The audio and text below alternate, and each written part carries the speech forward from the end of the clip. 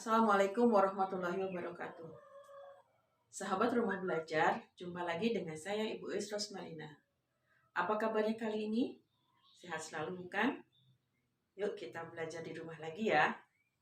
Kali ini guru akan menyampaikan tentang tema 2, subtema 1. Adapun tujuan pembelajaran kita kali ini melalui teks atau sebuah bacaan atau sebuah gambar, siswa bisa membuat pertanyaan dengan apa, siapa, di mana, kapan, mengapa, dan bagaimana. Kemudian tujuan pembelajaran yang kedua, melalui tayangan video, siswa dapat menganalisa perbedaan sistem pernapasan pada hewan. Adapun kompetensi dasarnya, selanjutnya kita ikuti pembahasannya. Tema 2, subtema 1, pembelajaran 1. Kali ini kita akan belajar tentang kata tanya, yaitu apa. Apa digunakan untuk menanyakan benda. Apa yang ada di dalam tas Budi? Jawabannya buku, berarti benda. Kemudian yang kedua adalah siapa, menanyakan orang. Siapa yang sedang menyapu lantai? Kemudian yang ketiga adalah kapan, menanyakan waktu. Kapan sekolah di rumah akan berakhir? Kita tidak tahu kapan, tapi kapan itu menanyakan waktu. Kemudian di mana, dari mana, ke mana, digunakan untuk menanyakan tempat. Di mana siswa belajar saat pandemi COVID-19? Jawabannya di rumah. Kemudian mengapa? Mengapa siswa-siswa belajar di rumah saat pandemi COVID-19? Jawabannya adalah berupa alasan. Karena siswa harus menjaga diri dan seterusnya. Lalu bagaimana? Bagaimana digunakan untuk menanyakan keadaan atau proses? Bagaimana proses belajar di rumah diadakan? Ini adalah kata tanya yang digunakan dalam sebuah kalimat. Kita bisa membuat pertanyaan-pertanyaan tadi berdasarkan gambar. Contohnya di sini ada seseorang, sebutlah Pak Tono, yang berada di sebuah peternakan. Dari sini kita bisa membuat beberapa pertanyaan. Pertama, apa? Apa saja makhluk hidup yang ada pada gambar? 2. Siapa yang memberi makan hewan-hewan pada gambar? 3. Di mana Pak Tono memberi makan hewan-hewan peliharaannya? 4. Kapan Pak Tono memberi makan hewan-hewan ternaknya? 5. Mengapa semua makhluk hidup memerlukan oksigen? 6. Bagaimana proses pengambilan oksigen oleh makhluk hidup? Nah, kita masuk ke materi selanjutnya yang berhubungan dengan oksigen dan pernapasan, yaitu alat pernapasan pada hewan. Pertama, yaitu cacing atau vermes. Cacing bernafas melalui permukaan kulit. Di dalam permukaan kulit ada kapiler yang berisi pembuluh darah yang mengikat oksigen lalu disebarkan ke seluruh tubuhnya dan mengeluarkan CO2 melalui kulit cacing tersebut.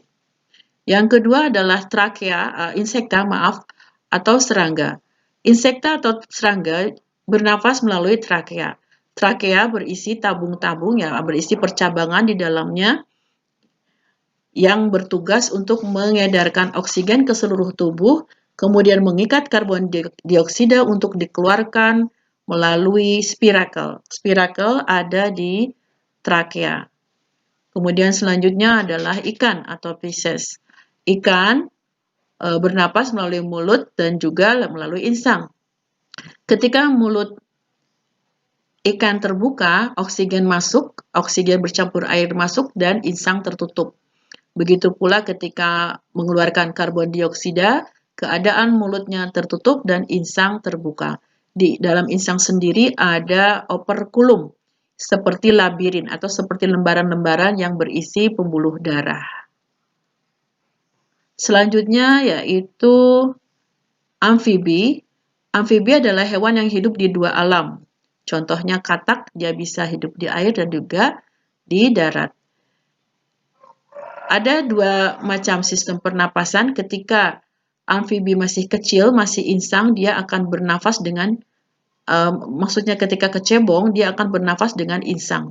Dan ketika dewasa, dia bernafas dengan paru-paru. Dan permukaan kulit katak itu selalu basah.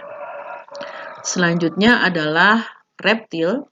Reptil itu seperti ular, kadal, biawak, buaya, kemudian apalagi komodo. Ya, ini ular berbeda dengan cacing ya. Kalau cacing itu avertebrata, dia tidak memiliki tulang belakang. Tapi kalau ular dia memiliki tulang belakang dan bernapas melalui hidung, lalu batang tenggorokan dan masuk ke paru-paru. Selanjutnya adalah burung atau aves. Burung ini istimewa.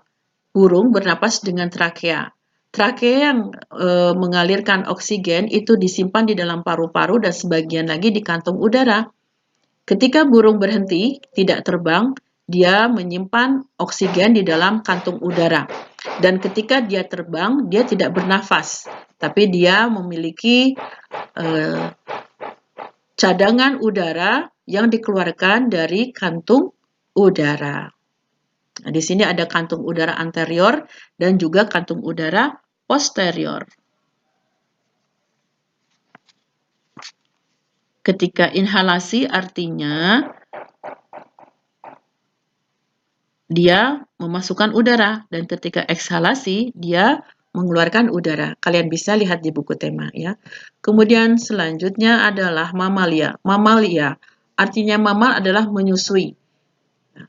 Berarti dia beranak, tidak bertelur. Mamalia ada dua jenis, yaitu mamalia darat, contohnya di sini kuda, ya. Kuda bernapas melalui hidung, trakea, dan paru-paru. Dan di paru-paru ada bagian-bagiannya. Dan selanjutnya yaitu mamalia air, ada ikan paus atau ikan lumba-lumba. Ikan paus dan ikan lumba-lumba dilengkapi, dia melalui hidung, dilengkapi dengan katup. Jadi ketika mamalia tersebut menyelam, katup akan menutup. Dan ketika mamalia tersebut muncul ke permukaan air, ya ketika menyemburkan air, katup di hidungnya terbuka. Saat itu mamalia menghirup oksigen serta mengeluarkan karbon dioksida dan uap air. Demikianlah sistem pernapasan pada hewan. Semoga bermanfaat. Terima kasih. Assalamualaikum warahmatullahi wabarakatuh.